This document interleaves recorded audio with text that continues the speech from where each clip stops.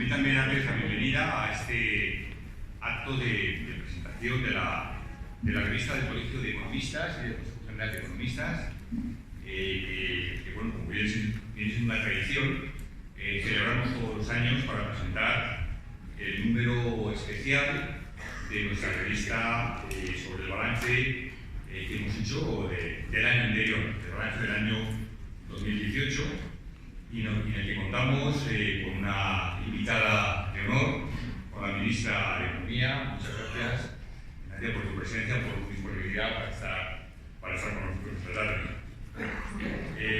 Permítanme también brevemente dar también la bienvenida a algunas autoridades que nos acompañan.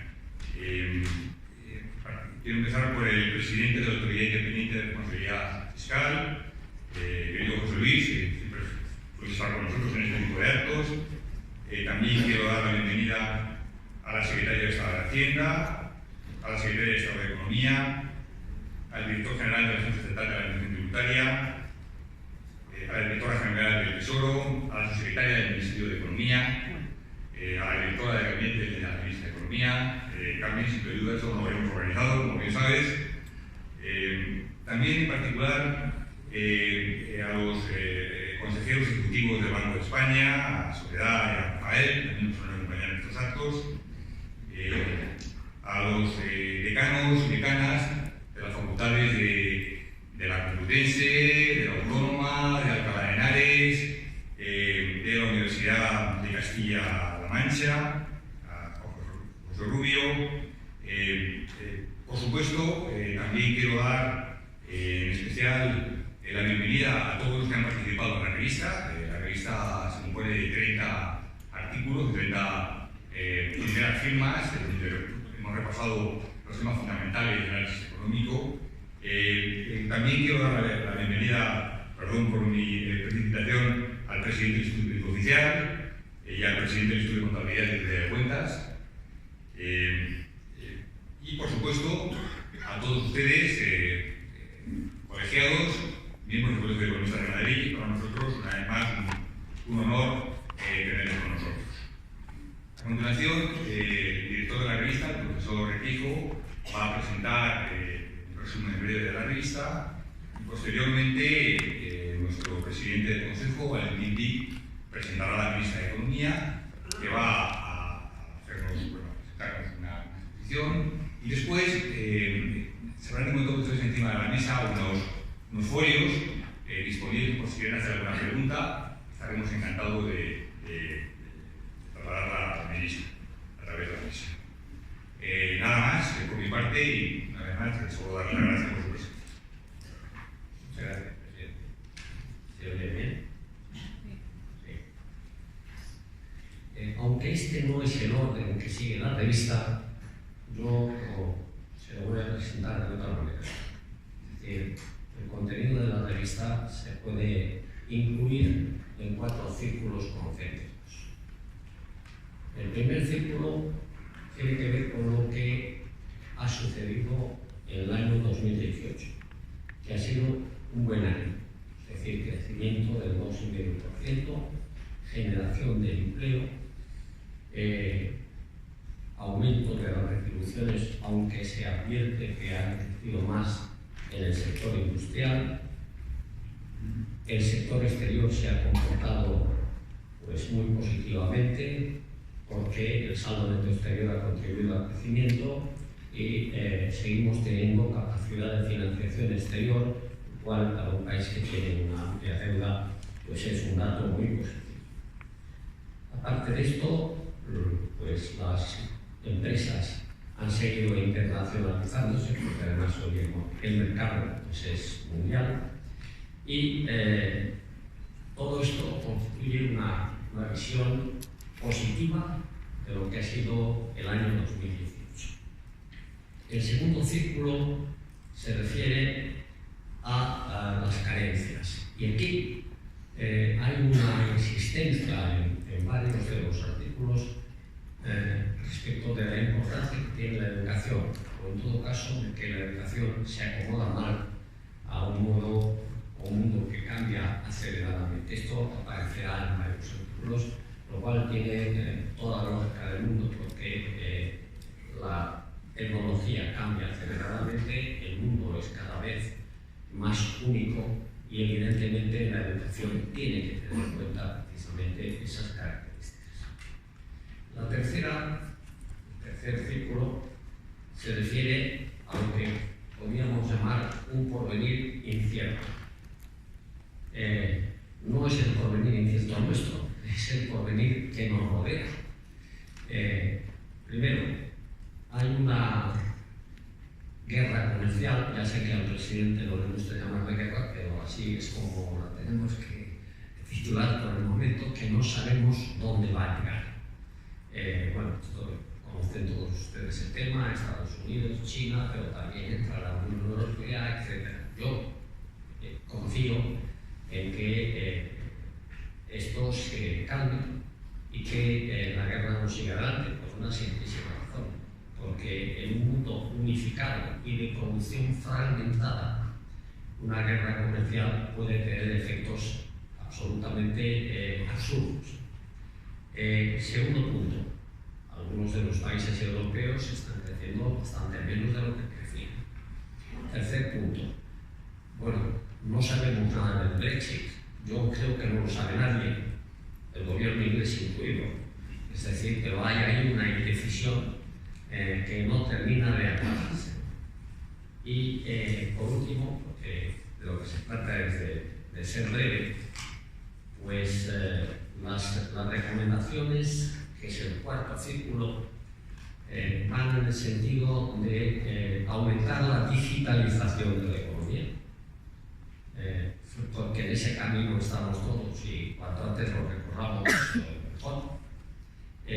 Aumentar o mejorar la educación, que ya ven que vuelve hasta salir en esta cuarta parte, y aumentar la innovación, pero desde la gestión hasta naturalmente pues, los clásicos de Schumpeter, de mercado, etc. Bueno, ese incremento de la innovación o esa atención a la innovación, pues evidentemente no hay ni siquiera que darle muchas vueltas. Es absolutamente necesaria, como señala uno de los dos premios Nobel del año pasado, que es Paul Romer, de la importancia de la innovación. Bueno, esto es el resumen de lo que es la revista, que yo les invito a que se la vean. No hace falta que se lea toda de golpe, pero la pueden ir haciendo de una manera mesurada, porque les dará una imagen de dónde estamos y hacia dónde vamos. Y por último, lo que me resta es agradecer a los coordinadores del número y a los autores pues el excelente número de economistas que han conseguido todos ellos. Muchas gracias.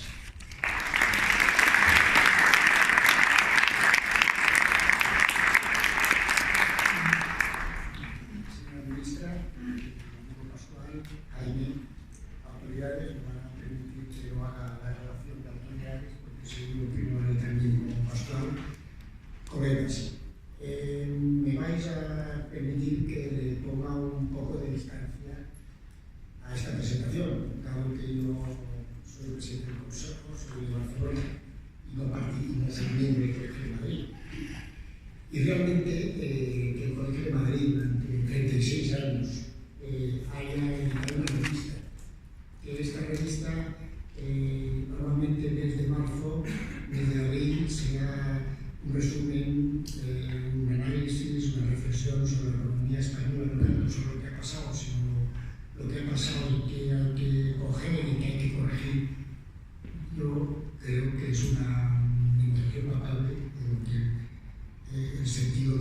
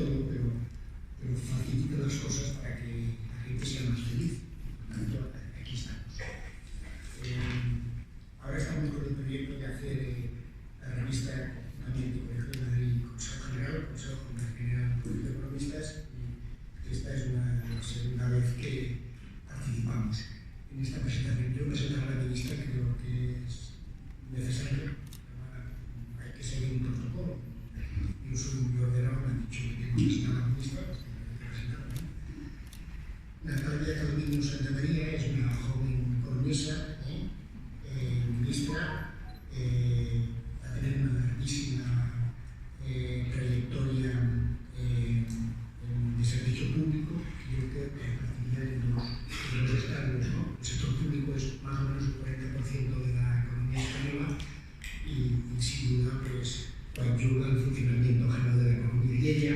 Y ella pues ha dedicado prácticamente una década a ser responsable de la alta administración española en el mundo económico, que empieza en el año 94, ¿no?, encargándose de temas de competencia y termina y empieza otra etapa, otra década, cuando va a Europa, terminando siendo la máxima responsable del presupuesto de la Unión Europea.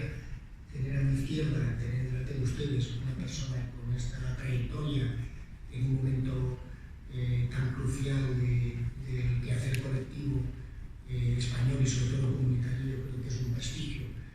Yo creo que sería casi un insulto si dedicara más tiempo a la presentación que ustedes conocen perfectamente. Muchísimas gracias a todos nosotros.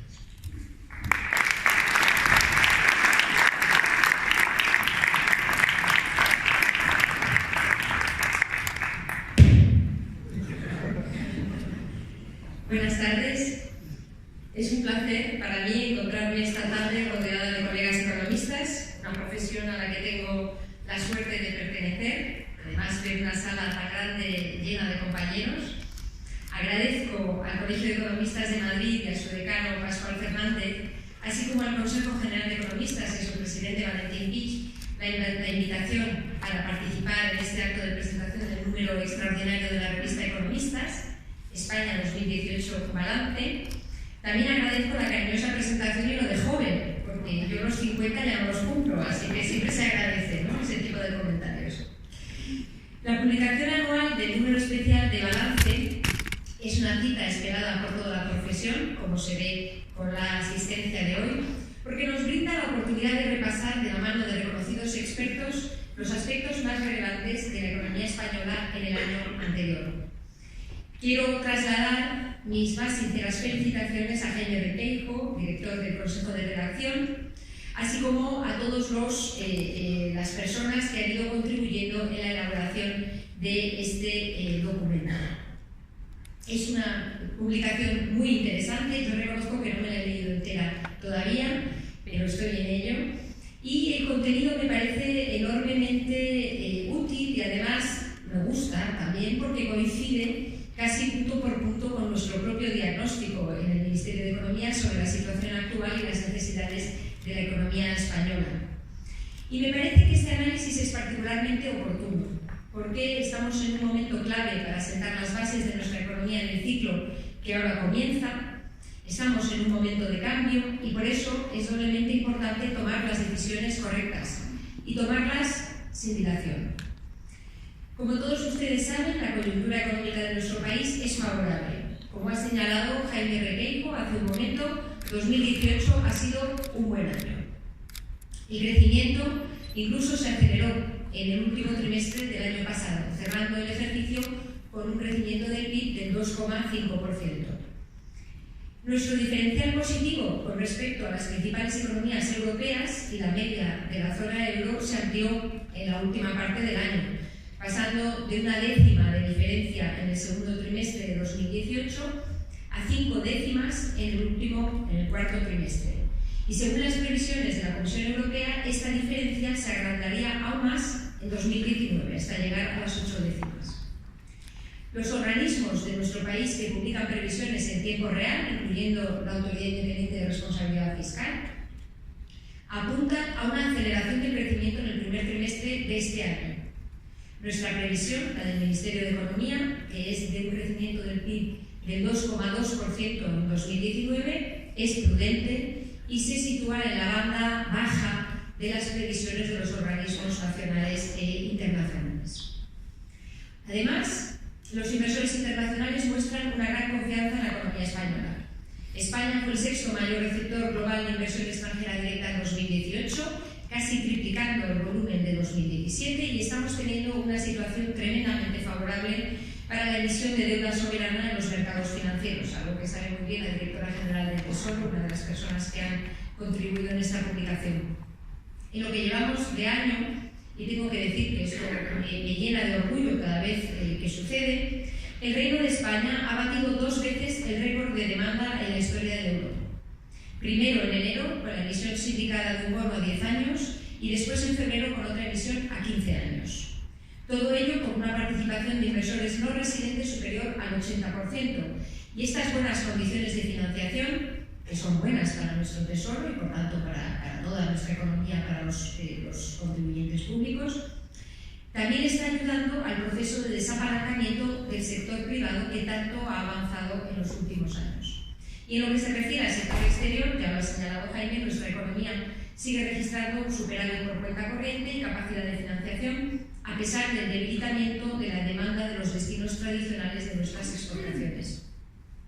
Los precios evolucionan con gran contención, sin visos de tensiones inflacionistas, y el mercado de trabajo mantiene una tendencia claramente positiva. En lo que llevamos de año, la afiliación mantiene unas tasas de variación interanuales de en torno al 3%. El desempleo se está reduciendo entre un 5 o un 6%, tasas similares a las que se han registrado en el año 2018. En definitiva, el consenso entre los organismos de previsión es unánime en cuanto a resaltar la fortaleza de la economía española en un contexto en el que las economías de nuestro entorno han sufrido revisiones a la baja considerables en sus previsiones de crecimiento para este año. Estos son los datos y como economistas sabemos de la importancia del rigor para interpretarlos. Aprovecho que tengo hoy una audiencia experta para señalar la importancia de que los datos se pongan siempre en el correcto contexto. Por ejemplo, todos sabemos que cuando hablamos del mercado laboral, estas cifras están muy afectadas por la estacionalidad y que no es lo mismo tomar los datos de empleo en mayo o en diciembre, ¿no? Que varían sustancialmente en todas las economías, pero sobre todo en la nuestra, dado el peso del sector turístico y de otros sectores importantes. Señalo esto porque cuando hablamos de los datos y de la evidencia económica me parece muy importante mantener el rigor y la disciplina intelectual, sobre todo cuando estamos hablando en un entorno como este, ¿no? Son estos datos los que me han llevado a la valoración positiva que hacía de la evaluación de la evolución del mercado laboral con unas tasas de variación, como señalaba, similares a las del año pasado. Y este rigor es el que nos hace valorar tan positivamente trabajos como el que hoy se presenta, que aportan una visión clara y bien fundamentada, hacen un balance útil, como señalaba antes, que coincide bastante con nuestro propio análisis. Ahora bien, que la situación de la economía española sea positiva no debe en absoluto llevarnos a la complacencia. Por el contrario, tenemos que ser prudentes, y ello por distintos motivos. El primero, ya se ha señalado, la incertidumbre internacional. Como se señala y se analiza en algunos de los artículos de este número de la revista Economistas, los fundamentales macroeconómicos a nivel global son sólidos, pero la acumulación de incertidumbres geopolíticas va en aumento. Y yo creo que no hace falta que elabore aquí o que desarrolle aquí en más detalle cuáles son esas incertidumbres que nos rodean, algunas han sido mencionadas previamente. Además, la economía española tiene que seguir avanzando en la corrección de determinados desequilibrios que venimos arrastrando, como por ejemplo el alto nivel de paro estructural, el crecimiento bajo de nuestra productividad, los altos niveles de deuda pública que hemos heredado de los años de crisis o la desigualdad. Y la política económica tiene que tener muy presentes estos desequilibrios, pero también los retos de más medio plazo, que cada vez son menos del futuro y más del presente.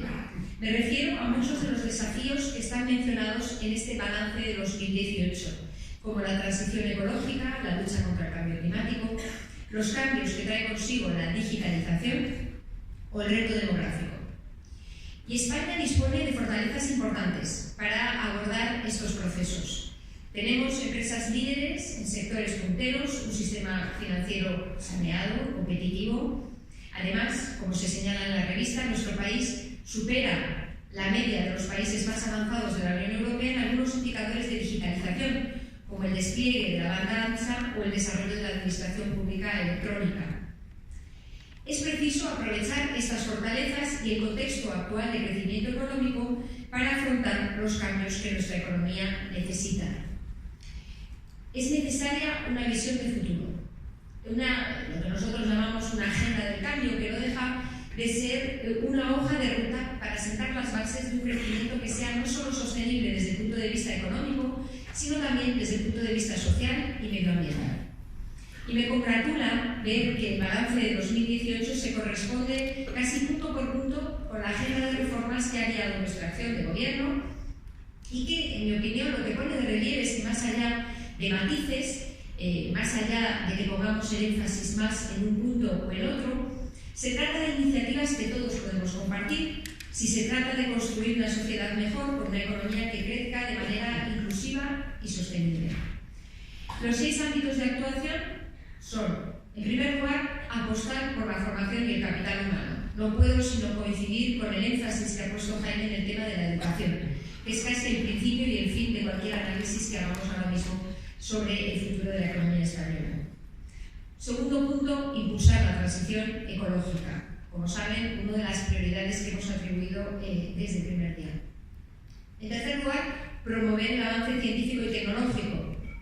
En cuarto lugar, avanzar hacia un mercado laboral eficiente y justo. En quinto lugar, reducir las desigualdades y proteger el estado de bienestar. Y finalmente, progresar hacia una administración más eficiente al servicio de la ciudadanía. Queridos compañeros, termino ya. Y quisiera hacerlo lanzando un mensaje de optimismo y de confianza. Porque España es un país dinámico, que acumula enormes activos y fortalezas. Existen riesgos en nuestro entorno, persisten algunas debilidades internas a las que aún tenemos que hacer frente, pero nuestro futuro está lleno de posibilidades. Y creo que como economistas nos corresponde desempeñar con rigor y profesionalidad, con honestidad, una importante misión social. Poner nuestro conocimiento al servicio de los ciudadanos para contribuir a la satisfacción de sus necesidades y la resolución de los problemas sociales. Tommaso Padoa-Schioppa, uno de los padres de la moneda única, al ser preguntado sobre si quería entender o cambiar el mundo, respondió: ambos. Por eso soy economista.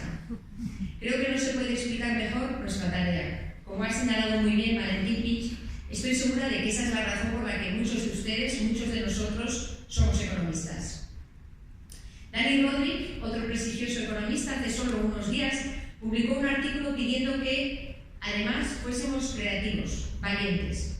Defendió lo que llamó Bold Economics, para que, sin abandonar en absoluto el rigor científico, busquemos nuevas respuestas a las nuevas realidades y busquemos respuestas y soluciones a nuevos retos como el de la desigualdad.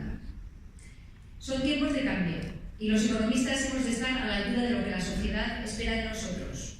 Entender el mundo para cambiarlo, para contribuir a crear un futuro mejor para nuestros hijos y nuestros nietos. Y creo que trabajos como este balance que hoy se presenta contribuyen a este esfuerzo,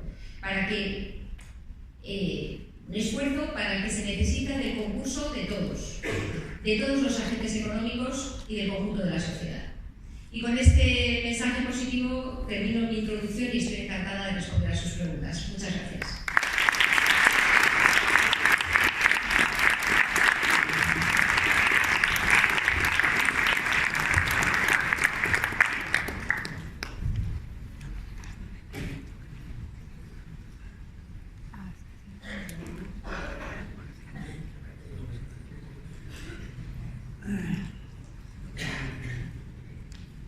Por empezar, referirnos un poco a temas relacionados con la economía internacional y su impacto sobre la economía española.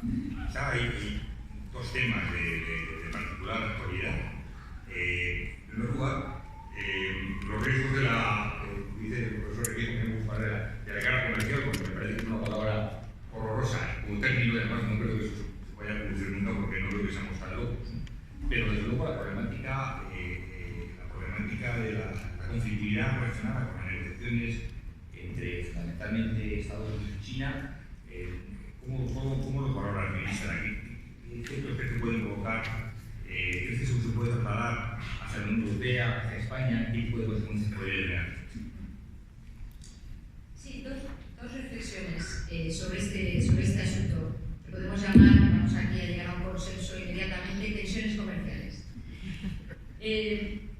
Dos reflexiones. Una primera reflexión que yo me hago mucho cuando tratamos de algunas de las iniciativas que se han producido en los últimos años y algunas de las características de los movimientos más nacionalistas, ¿no? De aquellas tendencias a encerrarse a sí mismos, protegerse, rechazar algunos de los elementos que han ido marcando la globalización y la gobernanza económica después de la Segunda Guerra Mundial. Yo me hago la siguiente reflexión. Qué útil es el pensamiento económico, qué útil es el rigor de la disciplina económica, porque yo creo que todos los economistas somos de la opinión, estoy segura de que la gran mayoría de las personas en esta sala, de que las tensiones comerciales no son buenas. No son buenas para el crecimiento económico, no son buenas para la eficiencia, no son buenas para el bienestar en general, ¿no? Y por tanto, nuestra recomendación siempre sería no embarcarse en este tipo de tensiones también. Una política fiscal tremendamente expansiva normalmente también va a tener una consecuencia negativa, ¿no? En términos de desequilibrio comercial y en términos de desequilibrio económico y financiero en este país. Y eso es precisamente lo que estamos viendo en estos últimos tiempos, ¿no? Que se hace un discurso que aboga por olvidar todos estos consensos, porque en realidad nos hemos equivocado y lo que hay que ir es a una protección, un proteccionismo, una vuelta a los mercados más cerrados, y que hay que hacer una política fiscal que ponga a los ciudadanos por delante, sí, pero que olvide la disciplina. Y nos hemos encontrado con que en el país, digamos, que es el epicentro de este tipo de discurso, aumenta el déficit público, aumentan los desequilibrios fiscales y de forma gemela aumenta el desequilibrio de la balanza de pagos por cuenta corriente. Es decir, que en muy poquito tiempo estamos viendo que el rigor económico no está de más cuando estamos pensando en términos de política económica. Esa es mi primera reflexión, ¿no?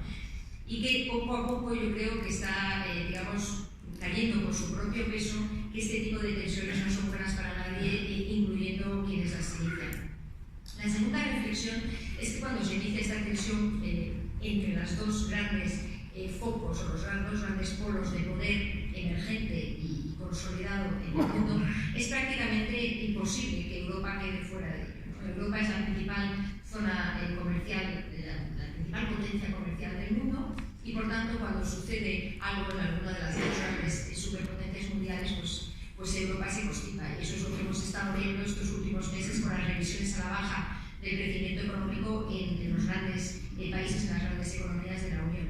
Así que creo que sin duda es uno de los factores de incertidumbre que están retrayendo la inversión y la actividad económica, y yo espero que efectivamente se quede en una tensión y que enseguida lo podamos encauzar para que volvamos a recuperar el ritmo de crecimiento económico que necesitamos para consolidar la salida de la larga crisis que hemos sufrido.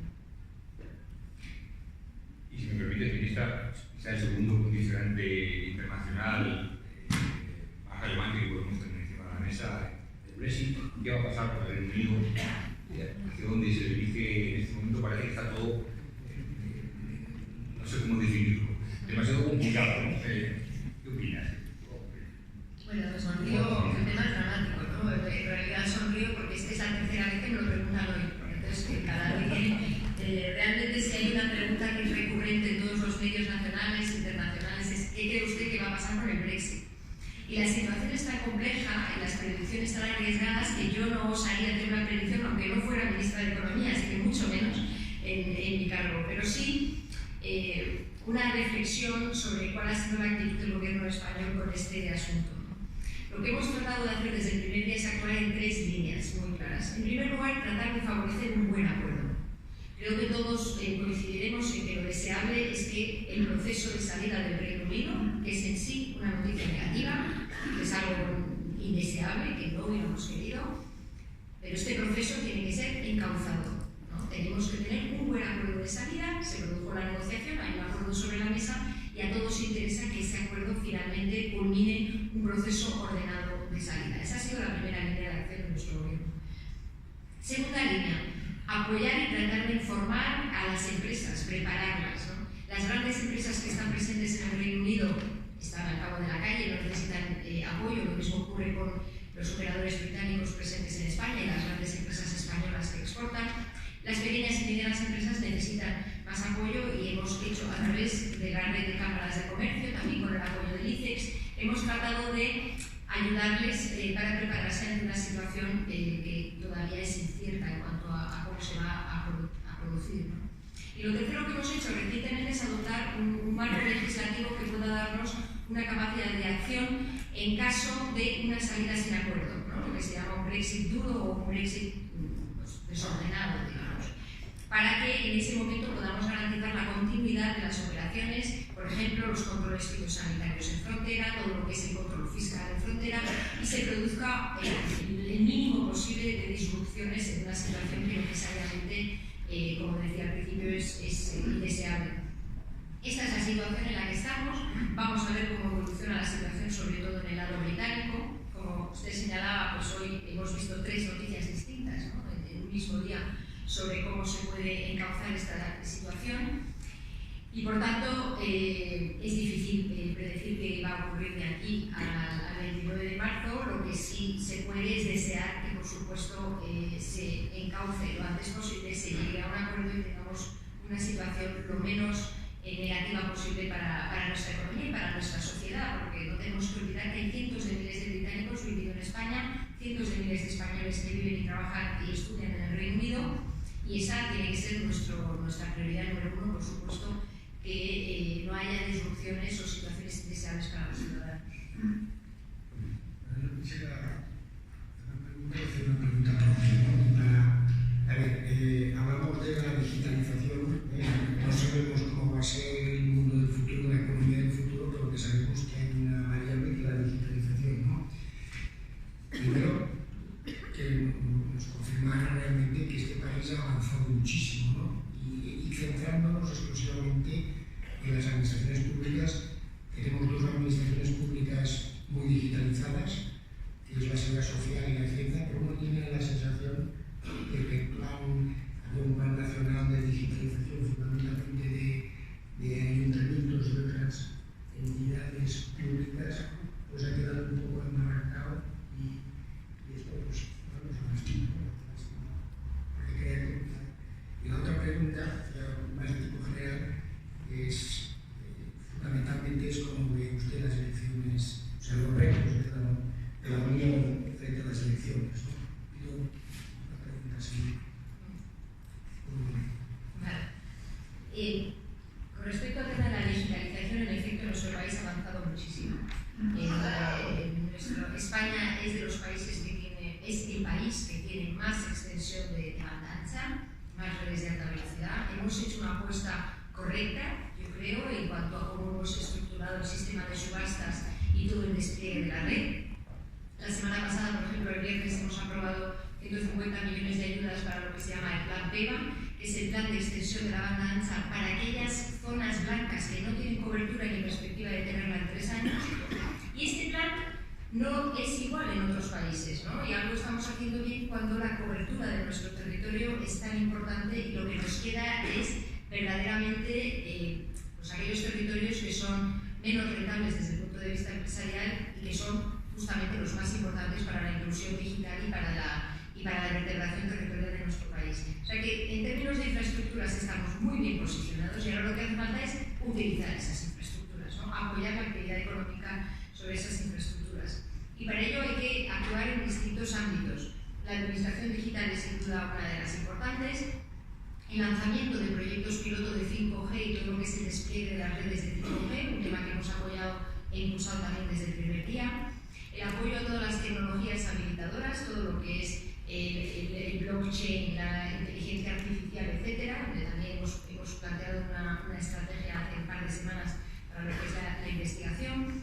Es decir, que hay que tocar un conjunto de palos. Yo no creo que sea un único tema el que vaya a permitirnos que España lidere el aprovechamiento de estas infraestructuras digitales, sino un conjunto de acciones.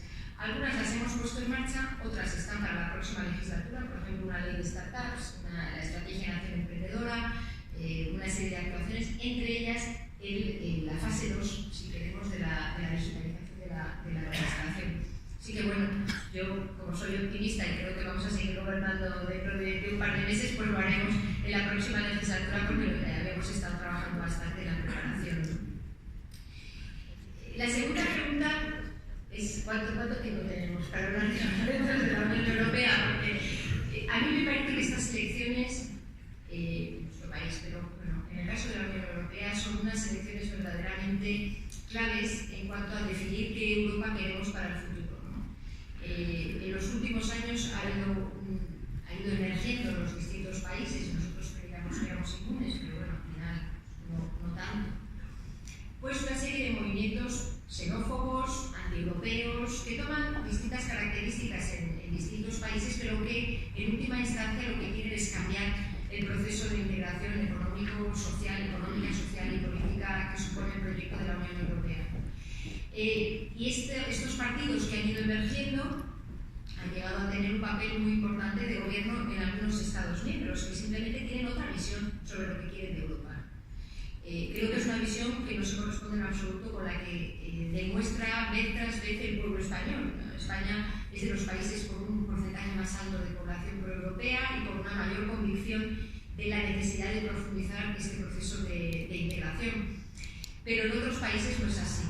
Así que estas elecciones pues, nos jugamos mucho y es muy importante que todo el mundo vote. Aprovecho para pedir votos para todos, ¿no? Porque realmente se trata de un momento en el que será muy importante que las fuerzas proeuropeas, que han estado teniendo un papel predominante en el Parlamento Europeo, ya sea de derecha, de izquierda o más de centro, pero esas opciones proeuropeas sigan teniendo la capacidad de impulsar el proyecto europeo. La alternativa de una Europa con países que desconfían, que llaman a capítulo a sus embajadores, que creen que el proyecto en realidad no debe seguir progresando o que intentan ganar réditos electorales a nivel nacional atacando a otros países, y esto yo lo he visto, pues ese proyecto desde luego a mí me parecería totalmente indeseable y confío, porque soy optimista, como he dicho anteriormente, que no va a ser el que tenga el peso predominante o que pueda bloquear ese proceso de integración tan necesario. Bien, pues la última pregunta. Un tema que sin duda es muy importante en la economía española, que se ve como un cierto lastre, es el tamaño de las empresas, de una parte importante del tejido empresarial español, que es, como todos sabemos, es bastante pequeño. La pregunta que se hace es, ¿el marco regulatorio en qué debería suplarse todo esto? ¿Qué se puede hacer para conseguir que las empresas españolas adquieran un tamaño medio empresarial más parecido a la media europea? ¿Qué trabas administrativas se pueden simplificar? Sí, este es una de las características principales de nuestra economía y yo creo que todos en algún momento de nuestras carreras hemos dicho, bueno, pues hay que hacer esto para que se resuelva, y es un ámbito en el que probablemente tampoco hay una varita mágica, ¿no?, que vaya a cambiar algunas características estructurales de nuestro tejido productivo. Pero sí podemos actuar en distintos ámbitos. Es indudable que todo lo que suponga avanzar hacia la unidad de mercado, el que haya un tamaño de mercado con reglas homogéneas suficiente para que las empresas puedan crecer, es importante. Pero este es un terreno en el que también tenemos que contar con la estructura autonómica de nuestro país. En estos 9 meses, la verdad es que la Secretaría de Estado de Economía sabe muy bien, hemos tenido distintas situaciones y hemos visto que tenemos que avanzar juntos. Por eso hemos propuesto la creación de una Comisión Sectorial de Economía, que incomprensiblemente no existía, para que tanto el Estado, la Administración General del Estado, como las comunidades autónomas e incluso las corporaciones locales establezcamos foros para ver cómo regular mejor, dónde están los obstáculos para las empresas, cómo podemos armonizar las normas, huyendo de una aproximación que sea solamente de conflicto, ¿no? Pues vamos a hacer un recurso, vamos a poner una aproximación que sea más cooperativa, porque los distintos niveles de administración tienen que cooperar si queremos avanzar en la eliminación de obstáculos al crecimiento de las empresas. Hablo de este tema de la regulación sectorial, pero también se podría hablar del sistema fiscal, en el que el Ministerio de Hacienda ha estado poniendo en marcha, gracias a la AEREF, y seguiremos haciéndolo, un análisis de todos los distintos beneficios fiscales que existen, de todo el universo de reglas fiscales que hacen que al final para las empresas pueda no ser fácil ni siquiera saber qué tipo de beneficios pueden utilizar o qué tipo de incentivos existen para desarrollar una actividad, por ejemplo, de formación o de innovación o expandir su negocio. Son análisis que suelen ser poco atractivos, que no suelen llenar los titulares, pero que al final del día son los que marcan la diferencia para los empresarios que quieren expandir su negocio. Hemos empezado a poner esas bases y yo confío en que podamos seguir avanzando en este terreno, pero insisto, entre todos, no creo que pueda ser un planteamiento de buenos y malos en el que se diga que la culpa es de estos o de los otros. Tenemos que entre todos ver cómo hacer un marco regulatorio que sea lo mejor posible para nuestras empresas. Muy bien, pues muchas gracias, ministra. Te agradecemos enormemente tu disponibilidad para estar esta tarde con nosotros. Vamos ahora a debatir, tomándonos una copa de vino español.